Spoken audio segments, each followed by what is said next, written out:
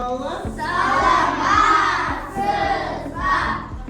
Kanepki saktan alına gelemiz. Bugün sizlerine sabah basamaz bulun.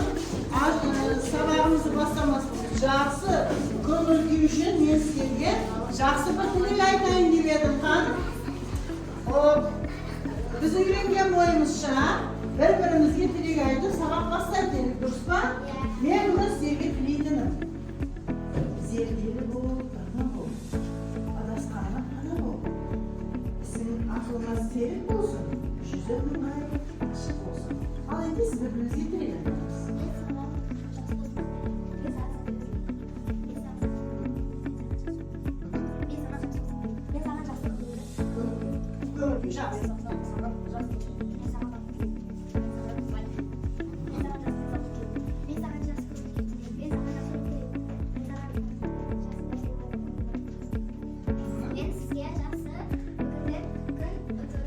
Өте тамаша, маған да тілек білдірді.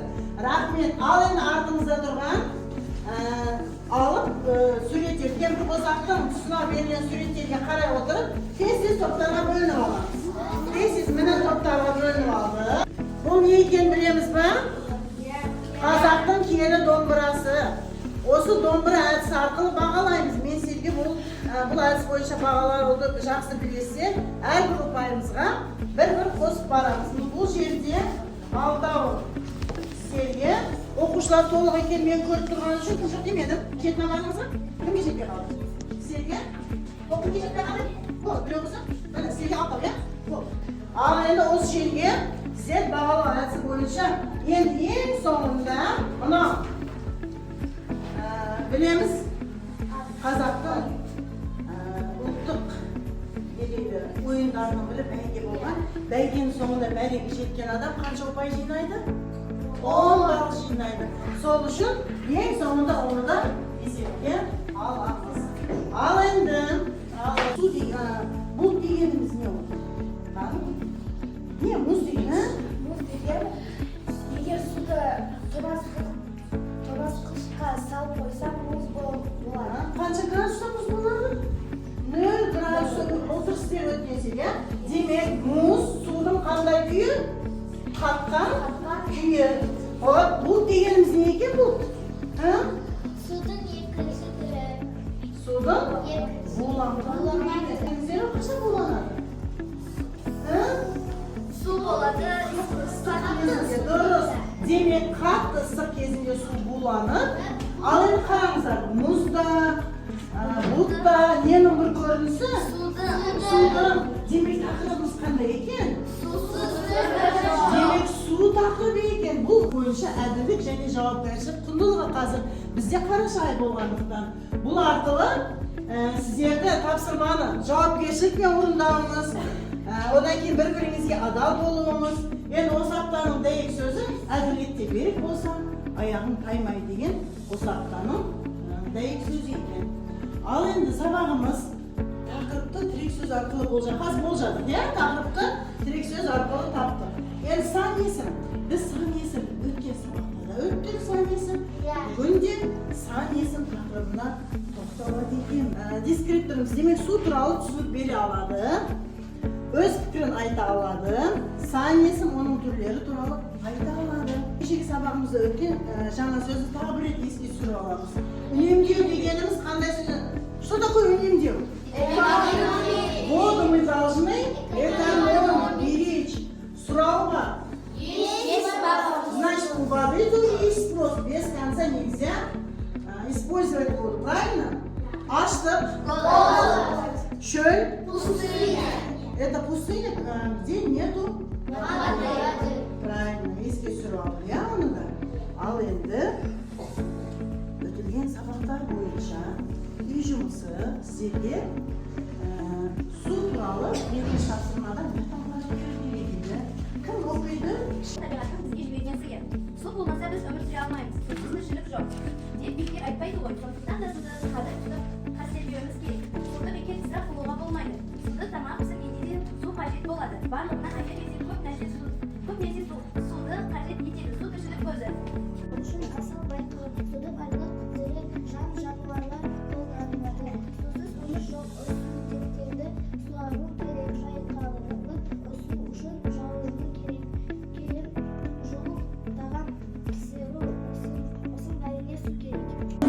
Al endi bu o'yinni biz yaxshi bilamiz. O'tilgan sabaqlarni qaytalash uchun.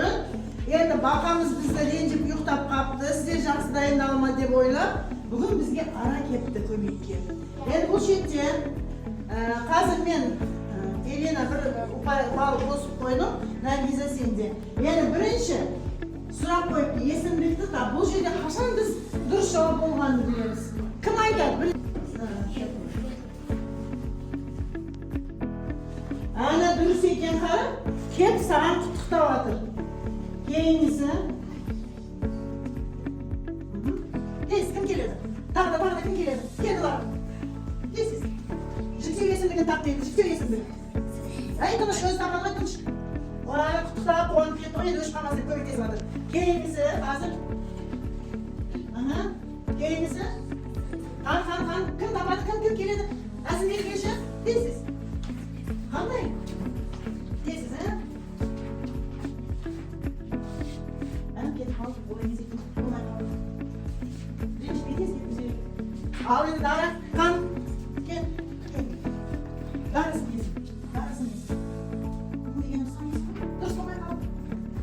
Biz baqaga kelib qapmiz. Kelaveramiz. Jalqi san yesim, jalqi. Ha? Ana yana durust bo'ldi. Demak, bu yerda kim durust javob bergan bo'lsa, arasini qilib qutuqlab berdi. Bir maldan bosib qo'ydi. Suv oldi. 5-bo'lim suv tirishlik ko'zi degan bo'limni kechagi saboqda boshladik. Bugun endi ana qarang, жалғастырып екінші shu taqdirga keldi. Endi o'tgan qaydalarni endi qarangizlar. Suv sutdagi men o'tdagini qalbli жағдай, оны химия пәнінен өткен кезде біліп аласыздар, тұрақтылығын сақтайтын қарапайым химиялық қосылыс. Ауыз су тіршілік көзі болып табылады. Су жер шарының 4/3 бөлігін алып тұр. Демек су көбейген бе? Су өте көбейген. Енді судың өзі түсі бар ма? Su var mı suda?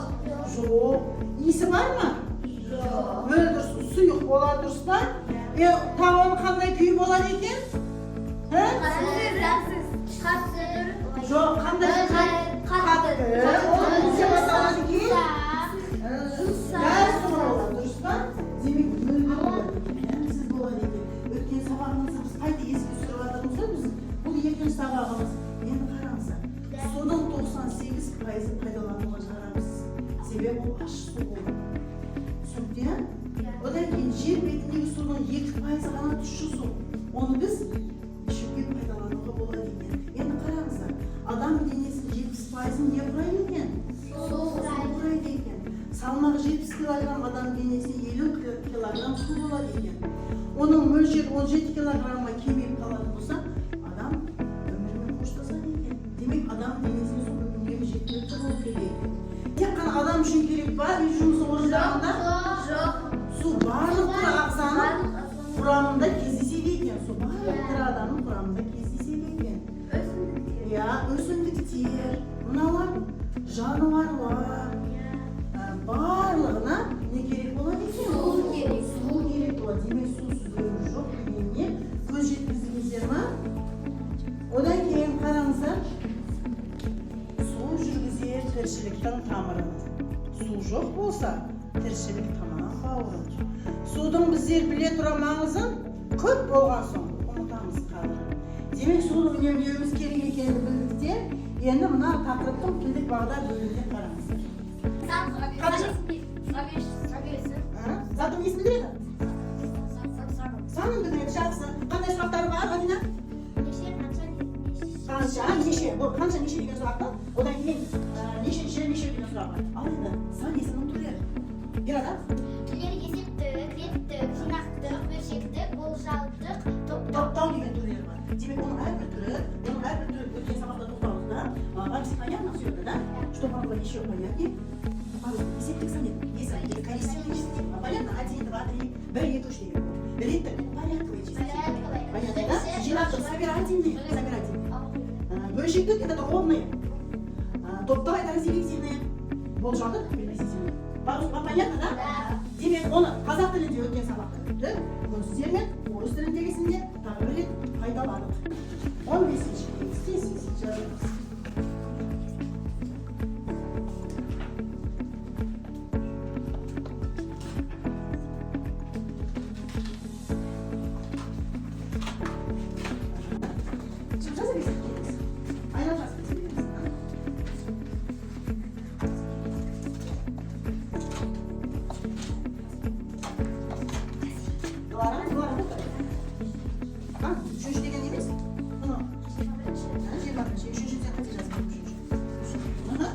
15-ci, 10. Buraya demiş. 17-ci, ha, oturasın. Gelin siz.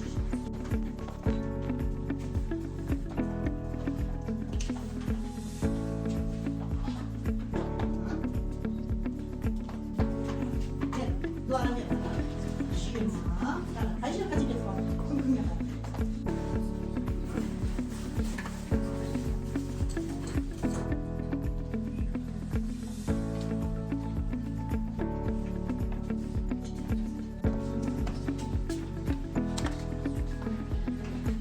İlk toptan da böyle okuşun. Buna toptan. Ben bu toptan hepimiz gireriz.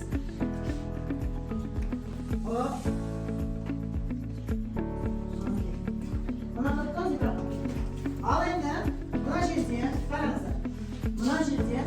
Sözü alasını ketipte öz oruna koyumuz gerekiyor. Bu жерде ана жаққа мынау ішінен сын есімді тауып мынау жерге жабыстырып шығасың. Сен сан есімді тауып жабыстырып шығасың. Түсінікті болды, иә? Ал сен сын есімді тап. Сын есімді тап. Сан есім, сан есім. Солай жабыстыр, иә? Сын есім. Дұрыс жазсаңыз, оны қалады. Дұрыс жазбасаңыз, оны біз қоқса жазбаймыз.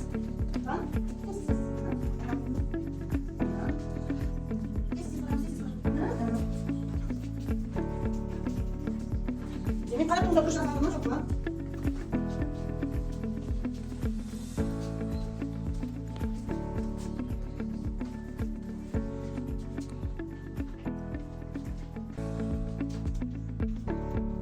Zeycan çıktı koyunuz ya. Duruş yazmanlar, arkadaşlar, öz kaçırılığı boyunca duruş yazsa, solarga. Ne istedik biz bunu? Oldu mu? Kanun tekserimiz. Oku. Desin.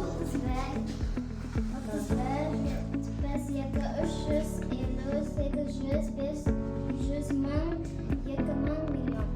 Demek bu saniyesini dürüst koydun mu? Ya. Kokusu ketmeyecek. Endi qarangizlar. Oku. Aklıma Boyadı. boyada aynalı, kuzdu, kulmüsürdü, elbette kara aldı. Al endi bu жерден boyadı. Сын есім бола ма? Жоқ. Hop. Aynalı сын есім бола ма? Жоқ. Күлімсіреді сын есім бола ма? Жоқ. Әндетті сын есім бола ма? Жоқ. Демек, қоқыс жәшігіне кетті осының барлығы да енді әдейі бірақ жеңіліп берді ғой. Қыздың жолы жіңішке деп әдейі Рабияға жеңіліп берді ғой. Сол үшін бүгін сол әнімізді бірге айтамыз.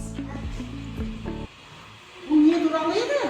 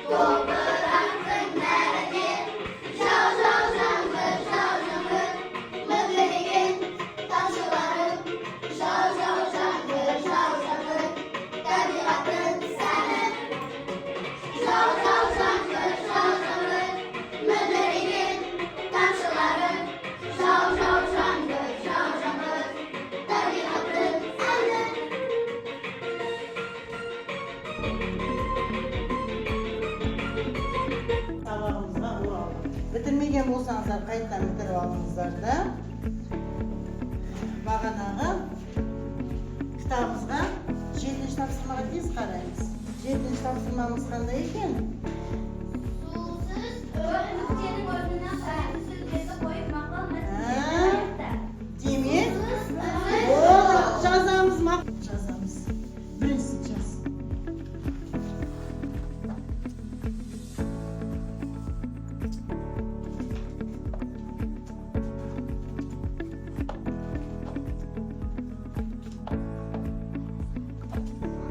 Келіңіз,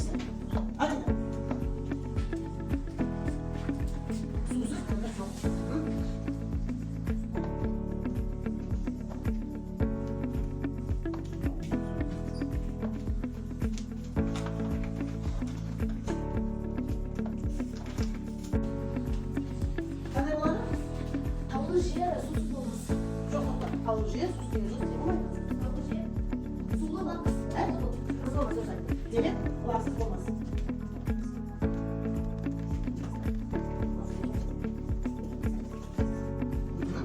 Ayrıca kulaksız olmaz.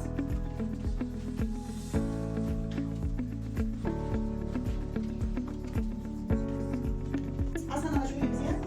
Aslında da derdi tamam üçün münacetinde derdi tamam barekende boş kısım verilirken bizge azpasın. Eğer biz sorularga cevap versek. Demek hanım dayındığımızda hanım kim aydan tez? Hanım başkalardan. Sen yesin zaten sana yesin. Böyle şeyden Öyle. Duruz, kendi sorularını verilirken bizge. Eğer o sorularına cevap versek bize tamam verir. Sen nesin babam? Kaç oturup aydan tutmaydan? Demek onu şeyde dur var. Caz. Haydi dur, kımaydan. Beşinci kan. Kaç tane canım? Beşinci.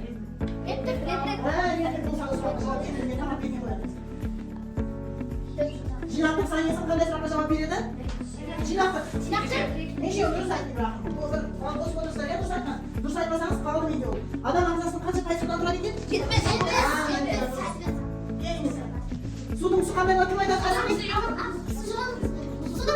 Çok duruz. Geliniz. Biz kayda kolay kullanan suda.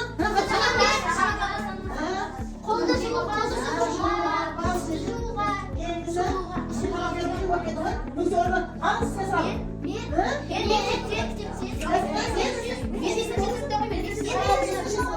Geçmiş kaç sıra oldu? Reddik sayısı. Sen o zaman yesin sıra. Bu da haydi.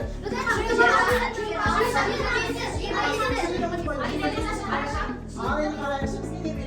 Ben bir gece kalmakla çok fakası oldu. Ben yeni kadar bu da ki. Hadi. Sen ne kadar çok pajinamız? Boy var. Ne kadar pajinamız ya? Lan ne için? Kaç olsun? Kaç olsun? Çok güzel ya. Sabahta besine kasınacağım seni. Bir adam? 6. Balcınlar yıllarda çaraysın. Nergise? 1. Balcınlar Jasmine? 3. Okşana? Hayır, Okşana da konkansı ben koydu. Avrupalı'na. Adina? 6. Balcınlar Safiye? Kaç sıra bana oldu? Sen gidene seçin. Sen yüce musun da o sorunlarını mı kır? Kalıcan? 4. Kaça? 4. O Rabia? Ha? Hayır, sen Rabia'sın grup kapsılma yine kaç parma var? Bakın. O İbrahim? Al yine karamıza. Gözümüzü şimdi anlatalım ya. Oğan kardeşini çazmadıklarını sonra o sordu. Yeni silge. Paramızı koyup benim hiçbirimiz ben yeni sonuna çıkamay kapısı ya. Ama baba çıkamay kaldı. Sebebi bugün vayıplar bittiniz yerinden korkup bittiniz yerinden olsun. Öyle kaldı. Yani size hazır. Biz gündelikimizi açtık da bir üye tapsırmanızı sündürüp alayım. Arabarak keyin açtık. Kitabımıza paralı. Kaç tapsırmayın ki? 9. tapsırmada ne veripti?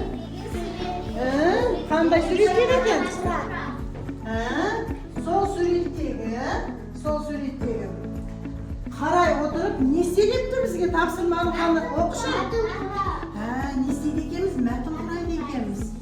Endi bugungi sabaq bizga qiyin bo'ldimi? Yo'q. Qiyin bo'ldi-ku, ko'p javob beramadik-ku. Endi oldimizda qalamlar tur ya. Bugungi sabaq bo'yicha. Barini tushunganini yozadi. Endi tushunib kelasizlar, saniyasiga qiynalganlar uni yozadi. Eğer hech narsa tushunmagan bo'lsangiz, hech narsa tushunmaydi deb yozib qo'yinglar, so'ngra qarang. Men kelasi sabaqda жалғастырамыз. Тут есть, я же положила. Можно? Не весь начинка. Не весь начинка. Да? Можно? Жақсы.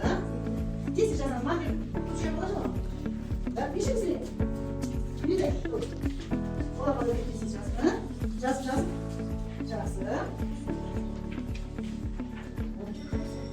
Demek ayaklarınız bugün sabahımız sürdü onu ya? Demek sabahımız, ulanmadığın sabahımız?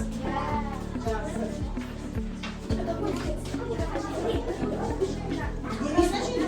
Sen yemeği saçın. Sabahımız olunuzlar. Sağ olun.